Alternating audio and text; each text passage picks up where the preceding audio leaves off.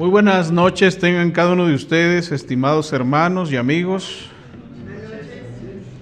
Es un placer para su servidor estar aquí visitando esta congregación y desde luego agradecerles a la iglesia por esta oportunidad que me concede de compartir la enseñanza, no sin antes entregarles los saludos de la Iglesia de Cristo en Constituyentes, en Ciudad Juárez, Chihuahua, y de la Iglesia de Cristo en Rivera Luna, en El Paso, Texas. Reciban saludos de los hermanos y quiero hacerles una petición especial, que estén orando por la Iglesia de Cristo en Montería, que es una iglesia recién nacida, tiene días de nacida. Gracias a Dios nos abrió puertas ahí cuando estuve predicando el Evangelio, y estén orando por ellos para que ellos puedan crecer, madurar, y que Dios los proteja y los cuide, ¿verdad?, de todos los peligros espirituales que abundan por todas partes. Muy bien, vamos a la Escritura, Romanos capítulo 5 en el versículo 6. Dice la palabra del Señor, Romanos capítulo 5 en el versículo 6, mas Dios muestra su amor para con nosotros, en que siendo aún pecadores, Cristo murió por nosotros. Cristo murió por nosotros. El tema que vamos a estar meditando en esta ocasión se titula sobre la doctrina de la sustitución. Sobre la doctrina de la sustitución. La doctrina de la sustitución no es una doctrina bíblica. Sin embargo, se ha infiltrado en muchas iglesias de Cristo y no pocos predicadores han sido arrastrados a creerla y a predicarla. Por tanto, es sumamente necesario que más y más hermanos estén apercibidos y comprendan los resultados negativos que teológicamente resultan de esa doctrina. Lamentablemente, y debido a su desconocimiento, dicha herejía está introduciéndose cada vez más en el pensamiento de muchos buenos hermanos. Es una doctrina que se introduce con mucha facilidad en el corazón de los santos. No solo por medio de comentarios, no solo por medio de publicaciones en redes sociales, sino también a través de los cantos que las iglesias utilizan para edificarse mutuamente. Sabemos que los cantos tienen el propósito de enseñarnos unos a otros, como dice Colosenses capítulo 3 en el versículo 16. Cuando cantamos nos instruimos. Cuando cantamos estamos predicando el Evangelio, estamos predicando la doctrina de Cristo. Y si esos cantos contienen falsa doctrina, entonces no es extraño que conceptos e ideas ajenas a la palabra de Dios sean sembrados en el corazón de los santos. Así que también en los cantos debemos tener mucho cuidado para que herejías o blasfemias no vayan a ser entonadas y ofrecidas a Dios con todo nuestro corazón. Sería una terrible tragedia eso. Hay un canto en el himnario Cantos Espirituales, que quizás ustedes conocen en español, que se titula Señor, nos recordamos. Es un himno que la melodía es hermosa. Yo hace años que lo cantaba y es algo hermoso. Sin embargo, el contenido es herético. En el himno dice, por ejemplo, en una parte, Señor, nos recordamos de tu pasión aquí, cual sustituto santo, sufriendo tu alma así. ¿Qué es lo que está enseñando este himno? Está enseñando precisamente la doctrina de la sustitución. Este himno es una exposición en su totalidad de la doctrina de la sustitución, sobre todo como fue concebida por Anselmo de Canterbury, el autor intelectual de esa doctrina errada. Es decir, que la doctrina de la sustitución no fue predicada por Pablo, ni por los apóstoles, ni siquiera por los predicadores que vinieron en los años posteriores, sino por Anselmo. La doctrina de la sustitución se ha arraigado tanto entre las denominaciones y entre muchos cristianos, al punto que se afirma y se predica como un hecho asumido, como algo que es bíblico. La popularidad y la multitud de hombres que la predican con toda convicción, pareciera que efectivamente se trata de una doctrina que proviene de Dios. Pero debemos siempre tener presente y recordar que aunque se predique con mucha convicción y con una gran emoción, aún así eso no es la verdad. La verdad no se establece por la convicción que una persona tenga. La verdad no se establece por la pasión que un predicador le dé a un mensaje. La verdad se establece cuando es confirmada por la palabra de Dios, por las Escrituras. Una verdad, aunque sea maldicha. Una verdad bíblica, aunque no tenga sentimentalismo, aunque no sea presentada, ¿verdad?, por una persona con una gran oratoria, aún así siempre va a ser la verdad. De la misma manera, una mentira, aunque sea adornada con una gran oratoria, y aunque incluso nos haga llorar y sentir que flotamos hacia el cielo, no cambiará el hecho de ser una mentira. La doctrina de la sustitución se ha arraigado entonces en muchos precisamente porque es muy popular. Están siendo atraídos como moscas a la miel por esa doctrina, pero la verdad siempre será lo que Dios dice en su palabra, independientemente de lo popular que sea alguna herejía. Entre las denominaciones, la sustitución es conocida como la muerte vicaria de Cristo. También algunos la llaman la satisfacción penal. La palabra vicario simplemente significa tomar el lugar de otra persona o cosa y actuar como sustituto. El vicario de Cristo, por ejemplo, es llevado por un hombre en la tierra a quien todos conocemos como el Papa. Él se hace llamar el vicario de Cristo porque se cree que es el representante de Cristo en la tierra. Sin embargo, sabemos que no lo es, ¿verdad? Aunque Él lo diga y aunque millones de personas así lo reconozcan, sencillamente no lo es. Así que la palabra vicario simplemente significa sustituto, alguien que toma el lugar de otro. La doctrina de la sustitución enseña entonces que Jesús tomó nuestro lugar en la cruz, que murió en nuestro lugar, que sufrió la culpa y el castigo que por derecho nos correspondía. Dice que Cristo se convirtió en maldición en nuestro lugar e hizo todo en nuestro lugar como sustituto. Algunos incluso llegan a decir que Cristo estuvo en el infierno para ser torturado y golpeado por los mismos demonios que se dieron lujo de golpearlo y de torturarlo allá en las llamas de ese lugar. Sin embargo, eso tampoco es verdad. Eso no es cierto. Pero vamos a detenernos un momento y pensemos qué es lo que dice la Escritura. Es importante volver a la Biblia. Así que la pregunta es, ¿esa doctrina se origina en la Biblia?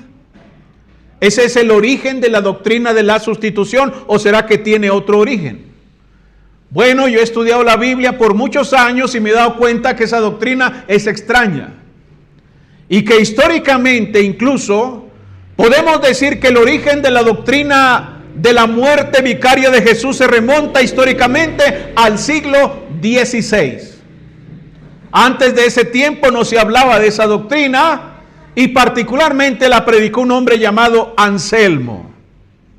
Aunque varias de las conclusiones de Anselmo fueron rechazadas más tarde por los diversos predicadores de la época, él marcó el tono de la reforma protestante con su enfoque de la filosofía y la lógica en lugar de tomar su posición estrictamente de las Escrituras. Es decir, que para predicar y mantener esa doctrina no se recurre propiamente a la Biblia, sino que se echa mano de la filosofía o la lógica. Y entonces cuando nos metemos en ese terreno, pues ahí podemos ser capturados por algún pensamiento, algún argumento, alguna idea que parezca correcta, pero que en realidad no lo es. Esas declaraciones se llaman falacias, es sofistería. Por eso, aunque ciertamente muchos predicadores estudiamos lógica, estudiamos filosofía y estudiamos diversas ramas de la filosofía que nos podrán ayudar para comunicar mejor nuestras ideas, siempre tenemos que ir con mucho cuidado porque esas cosas nos pueden extraviar de la verdad de Dios.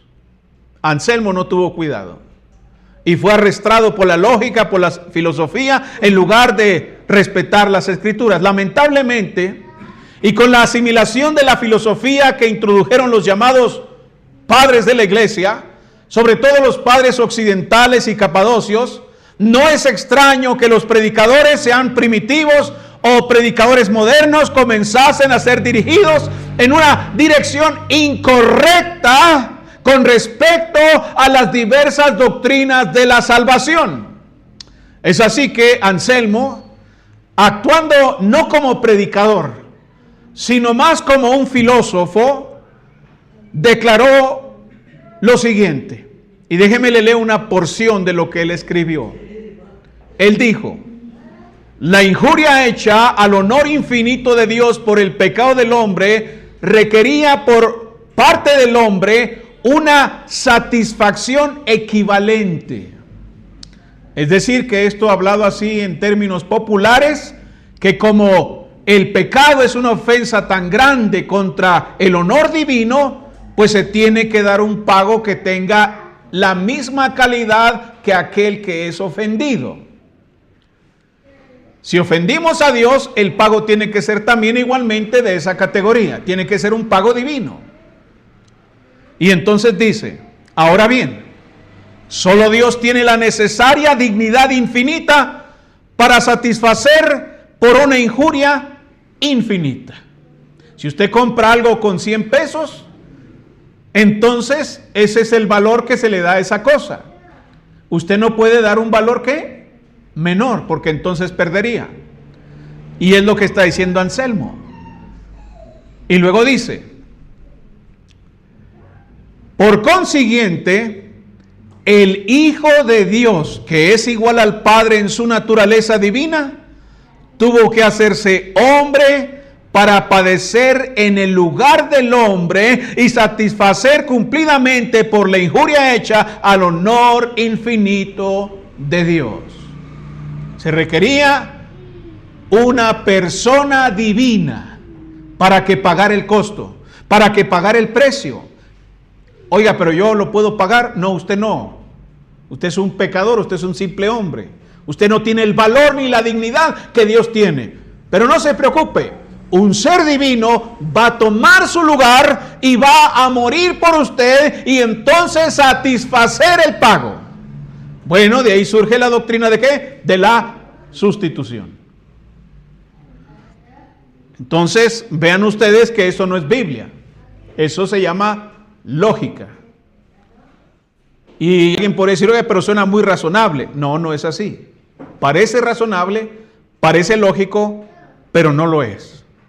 Anselmo decía que Cristo tomó el lugar de los pecadores ante los ojos de Dios y como sustituto de ellos sufrió el castigo que les correspondía, incluidos como el infierno, los sufrimientos allá en el lugar de los muertos, y esa doctrina se fue expandiendo por todas partes. La teoría de la sustitución, mis hermanos, está relacionada con los 5 puntos del Calvino. Calvino es un hombre que no fue el autor intelectual de las doctrinas de Calvino, sino que él la recibió de su padre intelectual, San Agustín. Y San Agustín las aprendió en el gnosticismo porque San Agustín era maniqueo. Él era maniqueo, se convierte al catolicismo romano, pero se trae las doctrinas del gnosticismo a la iglesia romana. Y entonces funda una escuela y de ahí salen predicadores tales como Calvino, Martín Lutero y otros. Así que Calvino y Lutero eran sacerdotes agustinos. ¿Y qué hizo Calvino entonces, si no es el autor intelectual? Bueno, él simplemente, utilizando toda su capacidad intelectual, porque era un hombre muy inteligente, sistematizó las doctrinas de San Agustín. Y así nacieron los 5 puntos principales del calvinismo.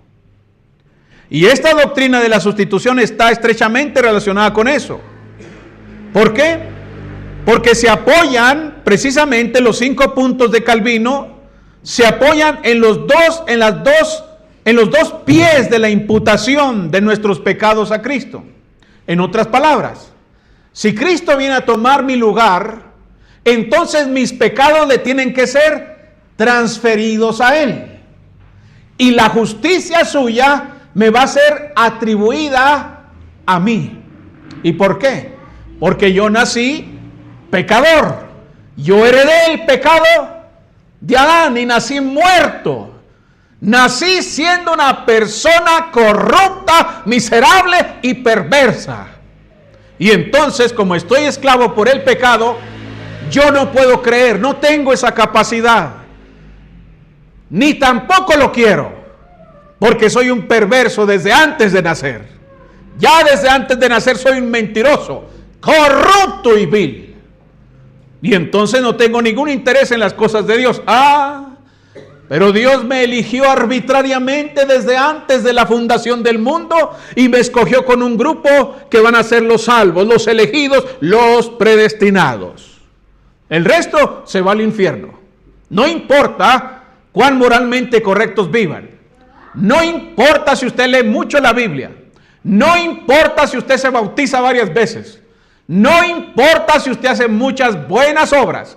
No importa si usted es una persona recta y justa. Simple y sencillamente, si su nombre no está escrito desde antes de la fundación del mundo en la lista de aquellos que serán salvos, usted va a ser condenado en el infierno. Y yo, no importa cuán corrupta sea mi vida, no importa cuán mentiroso y vil y miserable sea, si mi nombre fue escrito en la lista de los elegidos para la salvación, yo voy al cielo aunque no me sepa ni un libro de la Biblia, ni un versículo, nada. Así que usted se condena y yo me salvo. Y entonces viene Cristo. Y como soy tan pecador, Él me atribuye su justicia y mis pecados le son transferidos a Él. Y entonces sube a la cruz como un pecador ruin y miserable. Y yo quedo limpio, con una conciencia tan limpia como la de un bebé. Y entonces, después de la muerte de Cristo, Dios envía un poder a mi corazón. La gracia empieza a obrar en mi corazón y entonces yo no puedo resistir el evangelio.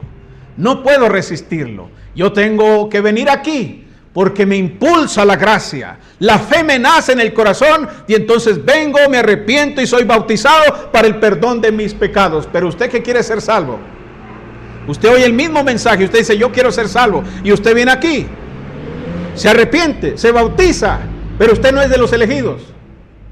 Usted va a terminar en el infierno. Yo no. A mí Dios me trajo a la fuerza. A mí Dios me trajo arrastrando, hermanos. Arrastrando aquí me trajo y yo me voy al cielo, pese a quien le pese, y no se puede hacer nada al respecto. Entonces esa doctrina es muy peligrosa, distorsiona totalmente a Dios. ¿Quién es el afectado con esa doctrina? Dios. Porque Dios sería injusto.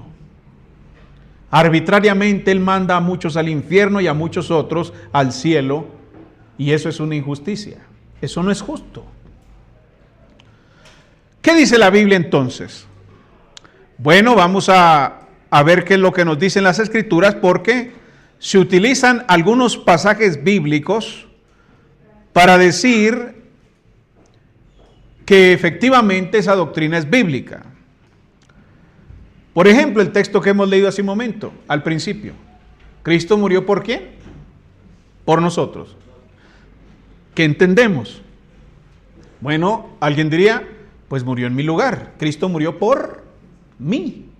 Entonces murió en mi lugar, eso es lo que significa. Y así hay muchos pasajes que dicen que Cristo murió en mi lugar. ¿Ve? Es fácil, dicen.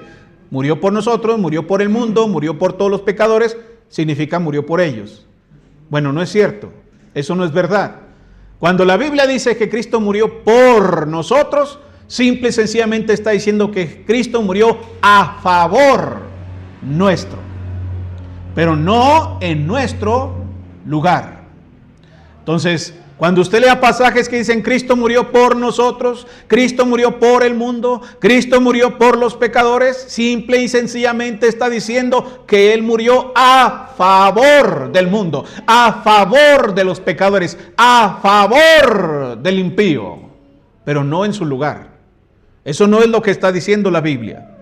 La teoría de la sustitución no solo cae bajo el peso de las Escrituras en lo que respecta a la redención de cuentas, sino que también cae bajo el peso de sus propias implicaciones. Fíjese, por ejemplo, vamos a Hebreos capítulo 9, versículo 27.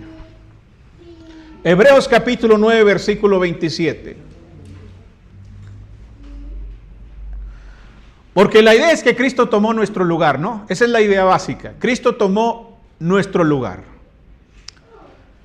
Sin embargo, debemos usar la razón y preguntarnos, a ver, espérame, vamos a razonar, espérate un momento. ¿Tomó nuestro lugar sobre qué? ¿En qué sentido tomó nuestro lugar? Por ejemplo, ¿tomó nuestro lugar en la muerte física? ¿Cristo murió en mi lugar? No, la Biblia no enseña que Jesús tomó nuestro lugar con respecto a la muerte física. ¿Qué dice el texto? Y de la manera que está establecido para los hombres, ¿qué cosa? Entonces Cristo no tomó mi lugar con respecto a la muerte física. Porque si fuese cierto que Cristo tomó mi lugar con respecto a la muerte física, entonces ¿por qué morimos? ¿Por qué está establecido, dice la Biblia? Está establecido para los hombres que mueran una sola vez y después de esto el juicio. Entonces Cristo no tomó mi lugar con respecto a la muerte física. ¿Por qué? Hebreos 9:27 dice que no. Si usted piensa que Cristo tomó mi lugar con respecto a la muerte física, Hebreos 9:27 dice que no. Bueno, si no tomó nuestro lugar en la muerte física, ¿será que tomó nuestro lugar con respecto a la muerte espiritual? ¿Qué dice la Biblia? Jesús no murió espiritualmente, hermanos. El que dice que Jesús tomó nuestro lugar con respecto a la muerte espiritual, tendría que probar que Cristo murió espiritualmente. Es decir, que Cristo, como todo pecador, quedó separado de Dios espiritualmente, que no tuvo comunión con Dios. Y por lo tanto, si Cristo no murió espiritualmente, entonces no pudo haber tomado nuestro lugar con respecto a la muerte espiritual. Algunos han tratado de enseñar que Jesús murió espiritualmente, ¿dónde? En la cruz.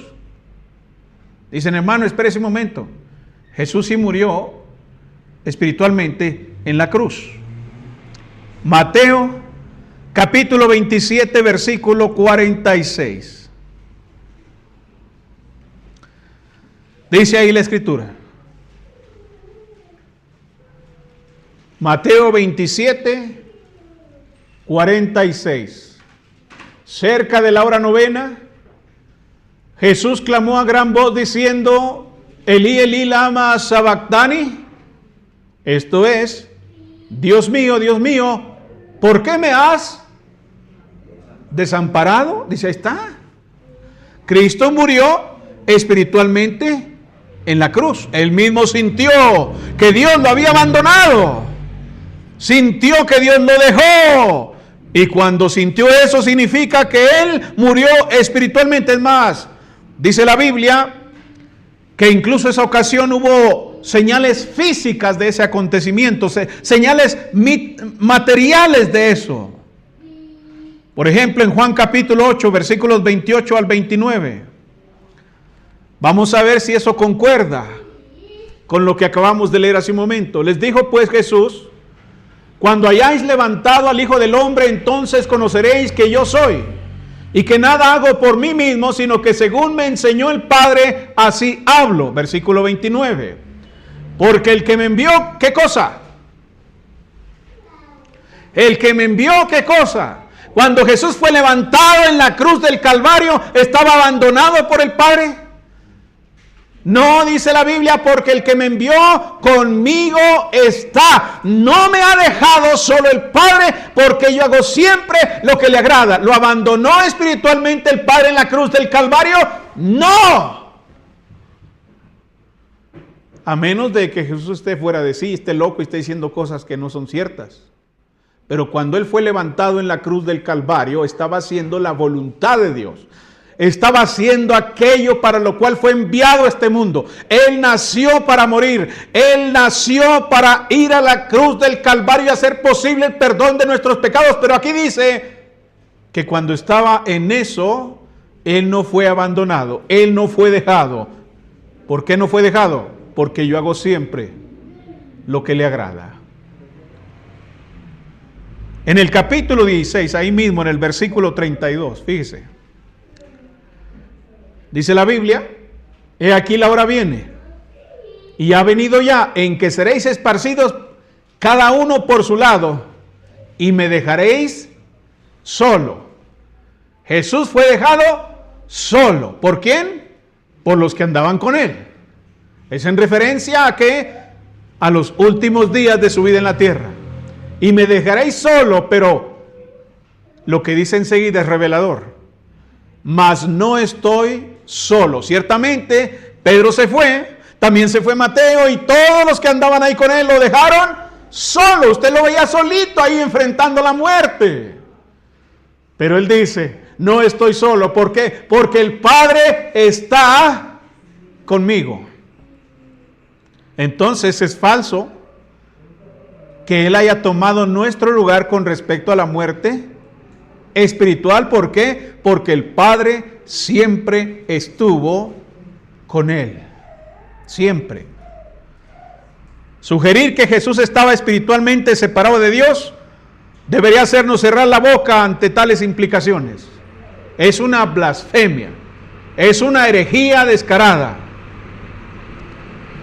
Ahora alguien podría decir, bueno, Jesús no murió o Jesús no tomó nuestro lugar con respecto a la muerte física, tampoco tomó nuestro lugar con respecto a la muerte espiritual, pero tal vez Jesús murió para reemplazar nuestra muerte espiritual. Sin embargo, Jesús no murió físicamente para reemplazar nuestra muerte espiritual. ¿Por qué? Hay un castigo por los pecados que es peor que la muerte. Porque ellos dicen, no, Jesús fue a la muerte a sufrir ese cruel castigo por tus pecados. Tomó tu lugar para que Dios no te castigue a ti. No, espérese un momento. Hay un castigo que es peor que la muerte. La Biblia dice en Hebreos capítulo 10 versículos 26 al 39. Hebreos capítulo 10 versículos 26 al 39. Porque si pecaremos voluntariamente, después de haber recibido el conocimiento de la verdad, ya no queda más sacrificio por los pecados, sino una horrenda expectación de juicio y de hervor de fuego que ha de devorar a los adversarios. El que viola la ley de Moisés por el testimonio de 2 o de 3 testigos muere irremisiblemente. ¿Qué es peor? ¿La muerte física? ¿O hay algo peor? Si el que viola la ley de Moisés muere físicamente, ¿habrá algo peor? Dice la Biblia, ¿cuánto mayor? Hay algo mayor, hermanos. ¿Cuánto mayor castigo pensáis que merecerá el que pisoteare al Hijo de Dios y tuviere por inmunda la sangre del pacto en la cual fue santificado e hiciera afrenta al Espíritu de gracia? Si por la ley de Moisés te matan a pedradas, si por la ley de Moisés mueres físicamente, ¿habrá algo mayor que eso? Sí, Señor. Y el escritor, utilizando retórica, nos dice que si hay algo mayor, pues conocemos al que dijo, mía es la venganza, yo daré el pago, dice el Señor. Y otra vez, el Señor juzgará a su pueblo. Horrenda cosa es caer en manos del Dios vivo. Hay algo peor que la muerte física. caer en las manos del Dios vivo es algo que horrendo. No hay palabras humanas para describir eso. No hay suficiente retórica para describir cuando una persona cae en el juicio de Dios. No hay palabras. Nos quedamos cortos. La Biblia utiliza toda clase de ilustraciones. Lago de fuego. Ahí será el lloro y el crujir de dientes. Trata de explicarnos que caer bajo el juicio de Dios es mucho peor que morir físicamente. Entonces, es imposible que Jesús, por medio de la muerte física, haya reemplazado nuestro lugar para ser castigados. Eso no es posible. ¿Por qué? Porque el pecado demanda un castigo mucho peor que simplemente morir físicamente. También podemos entender que Jesús no tomó nuestro lugar en la cruz.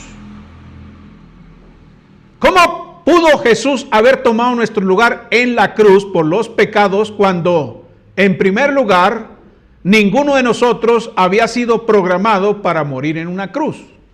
Es decir, a alguien de ustedes le entregaron alguna nota diciendo, para tal día usted va a morir en una cruz. Pero no se preocupe, alguien ya murió en una cruz por usted. Bueno, eso es ridículo. Nadie de nosotros, ningún pecador sobre la tierra iba a morir en una cruz como castigo por sus pecados. Ninguno. Por consiguiente, el hecho de que Cristo haya muerto en la cruz, eso no significa que tomó nuestro lugar en la cruz. No es cierto. Pero yo he escuchado predicadores famosos en televisión donde tienen templos que se reúnen millones y millones de gentes en todo el mundo, que dicen que Cristo tomó tu lugar en la cruz. Eso no es cierto. Porque ninguno de nosotros iba a morir en una cruz. Que Jesús sea nuestro sustituto en la cruz significa que se suponía que yo debía estar colgando en una cruz. Y eso no es posible.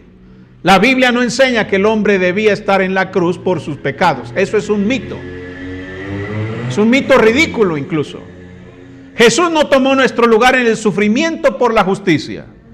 Ha habido personas que han sufrido más angustia física, más dolor y tormento que los que sufrió Jesús. Y yo sé que para muchos de nosotros eso pudiera parecer increíble. ¿Cómo? ¿Ha habido personas que han sufrido más que Cristo en la cruz? Sí. Ha habido personas que han sufrido más que Cristo en la cruz. Si Jesús tomó su lugar en el sufrimiento, ¿por qué entonces sufrieron los apóstoles? Se supone que Él dice, no se preocupen, yo voy a sufrir por ustedes. Bueno, eso me libraría a mí de cualquier sufrimiento. Sin embargo, la historia nos dice que eso no es posible. ¿Por qué sufren los cristianos? ¿Por qué sufrimos nosotros? ¿Por qué Jesús le dijo a Santiago y a Juan que beberían la copa que Él estaba a punto de beber? Ellos le hubieran dicho, Señor, ¿cómo que vamos a beber la misma copa si se supone que tú la vas a beber por nosotros? No, ellos iban a beber la misma copa y la bebieron. Todos ellos murieron de una manera terrible. Incluso algunos dicen que Pedro fue crucificado. Aunque él dijo, yo quiero morir de cabeza, quiero que me crucifiquen de cabeza porque no soy digno de morir como mi maestro. Bueno, esa es parte de la tradición. Pero si fue así, todos sufrieron. Entonces es imposible que Cristo haya sufrido por nosotros para obtener la justicia. Jesús no tomó nuestro lugar en el castigo por los pecados. La pena por los pecados, ¿cuál es? Apocalipsis 21:8. Vamos a ver cuál es el castigo por el pecado. Apocalipsis capítulo 21, versículo 8. Dice la Biblia, pero los cobardes e incrédulos, los abominables y homicidas, los fornicarios y hechiceros, los idólatras y todos los mentirosos tendrán su parte en el lago que arde con fuego y azufre, que es la muerte segunda. ¿A dónde van a parar los que practican el pecado? ¿Cuál es la pena por el pecado? Ahí dice claramente, en términos figurados dice que es el lago que arde con fuego y azufre. Y luego lo define y dice, esta es la muerte segunda. La primera muerte, ¿cuál es? La que muchos sufren ahora. Ahora mismo, fíjese bien lo que voy a decir. Ahora mismo hay personas que están muertas. Me pueden escuchar y pueden hablar y pueden alimentarse y pueden reír e ir a una fiesta, pero están muertas. Viviendo están muertas. ¿Por qué? Por causa de sus pecados. Dice la Biblia que la paga del pecado es muerte. Esa no es la muerte física, esa es la muerte espiritual. ¿Recuerdan lo que dice Efesios capítulo 2? Vamos a ver qué dice Efesios capítulo 2 en el versículo 1, para que ustedes vean esa primera muerte. Y Él os dio vida a vosotros. ¿Cuándo? Cuando estabais muertos. ¿Muertos en qué? En vuestros delitos y pecados. ¿Lo ven? Hay gente que viviendo físicamente están muertos en sus delitos y pecados. Esa es la primera muerte. La segunda muerte es la que se menciona ahí en Apocalipsis, capítulo 21, en el versículo 8. Mientras que la primera muerte puede ser solucionada por el Evangelio, la segunda ya no tiene solución. Es la muerte eterna. Es la separación absoluta y definitiva de Dios. Así que la pregunta es esta: ¿tomó Jesús nuestro lugar en el castigo por los pecados? No, no es así. Jesús no experimentó un lago que arde con fuego y azufre. Jesús no experimentó la muerte segunda. Jesús no murió espiritualmente. No tomó nuestro lugar en el castigo por el pecado. Jesús tampoco eliminó la ira de Dios contra el pecado. La ira de Dios todavía está vigente. ¿Lo quieren ver ahí en 2 Tesalonicenses capítulo 1 versículos 6 al 9? Ahí está. La ira de Dios aún está vigente, y dice la Biblia, 2 Tesalonicenses capítulo 1 versículos 6 al 9, porque es justo delante de Dios pagar con tribulación a los que os atribulan, y a vosotros que sois atribulados, daros reposo con nosotros, cuando se manifieste el Señor Jesús desde el cielo con los ángeles de su poder. Ahí está el contexto: se manifieste el Señor Jesús, su segunda venida. Él se va a manifestar ¿cómo? En llama de fuego. ¿Y para qué se va a manifestar en llama de fuego? Para dar retribución ¿a quién? A los que no conocieron a Dios ni obedecen el evangelio de nuestro Señor Jesucristo, los cuales sufrirán pena de eterna perdición, excluidos de la presencia del Señor y de la gloria de su poder. ¿Ven? La ira de Dios todavía está vigente. Si usted no es cristiano, si usted no ha obedecido el evangelio, la ira de Dios está sobre su cabeza. En cualquier momento caerá la ira sobre usted. Esto que leímos, en cualquier momento se manifestará sobre usted cuando Él venga. Cuando Él venga, esa ira será manifestada sobre su vida, si usted no es cristiano, si usted no ha obedecido el evangelio. Si hay alguien que me escucha y que no es cristiano, la ira de Dios está sobre su cabeza. Así que es falso que Jesús eliminó la ira de Dios por el pecado. Eso es falso. Si la muerte de Jesús en la cruz apaciguó y quitó la ira de Dios contra el pecado, entonces la naturaleza misma de Dios fue cambiada.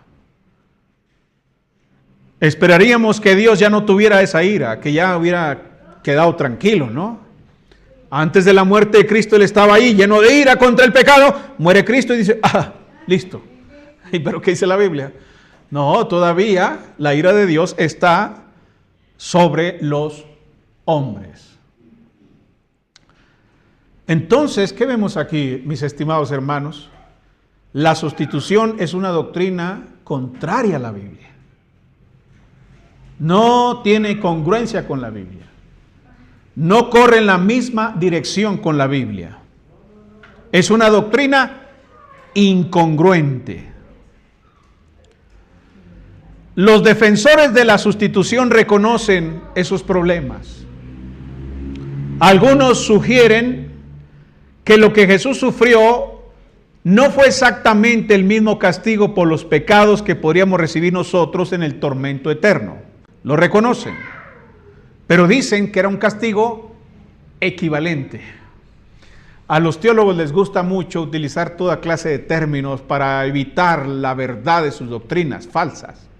Dice, no sufrió el castigo por el pecado, el que Dios da, pero fue algo, digamos, equivalente. Y la persona que no sabe teología o que no conoce ese mundo, pues lo acepta. Así que ellos dicen fue equivalente, pero no igual en cantidad o calidad a la nuestra. Fue equivalente. No fue igual en cantidad porque Él no murió eternamente. Él no fue lanzado al infierno por la eternidad, sino unas cuantas horas o unos cuantos días si usted quiere. No es mismo en calidad porque no se compara la muerte física con la muerte en el lago que arde con fuego y azufre. Sin embargo, aceptar esa salida, aceptar ese sesgo teológico, pues no tiene sentido, hermanos. Deja a Dios expuesto a la acusación de ser injusto. Si la muerte de Cristo fue equivalente, entonces ¿cuál justicia hay allí? Es como si va un hombre a su casa y mata a uno de sus hijos y viola a sus hijas y hace cosas horribles con ellos, ¿usted qué pide? Usted pide un castigo ejemplar, que se pudra en la cárcel, que muera. Señor, le vamos a dar un castigo equivalente, lo vamos a azotar públicamente. Y ahí lo llevan al hombre, lo desnudan y le dan 20 azotes y luego queda libre. Dígame usted, ¿se queda usted conforme? Usted diría satisfecho. Eso era todo. Con haberlo visto sufrir unos minutos es más que suficiente. Bueno, yo estoy seguro que no. Eso es un castigo equivalente. Por eso decir que si Jesús murió en nuestro lugar sufriendo un castigo equivalente, entonces Dios es injusto. La justicia de Dios queda expuesta. Si lo que Jesús soportó fue suficiente sufrimiento y castigo por el pecado, entonces aquellos que son condenados deberían poder insistir en el mismo sufrimiento y en el mismo castigo por sus pecados. Si 6 horas en una cruz, hasta el punto de la muerte física, es castigo suficiente para que Dios lo acepte como castigo por el pecado, ¿por qué entonces Dios infligará un castigo mucho peor a los pecadores? Eso es injusto. ¿Por qué no sería injusto que Dios inflija castigo eterno a los perdidos cuando solo unas pocas horas de tormento y muerte son suficientes? Eso no tiene sentido. Eso es injusto. Y Dios no es injusto. La justicia de Dios es perfecta. Entonces, mis estimados, la doctrina de la sustitución hasta aquí es una doctrina contraria a la Biblia y es una doctrina incongruente. Es injusta y representa mal a Dios, representa mal su justicia. Es una terrible incongruencia e injusticia. Así que sobre la doctrina de la sustitución existen serios problemas. Hoy hemos visto algunos solamente.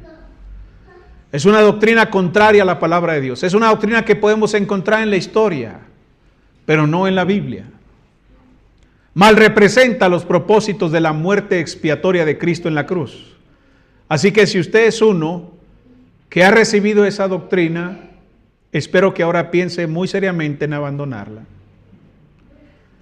Que Dios nos conceda, hermanos, más tiempo para seguir estudiando este tema. Muchas gracias por su atención y que Dios les guarde a todos. Amén.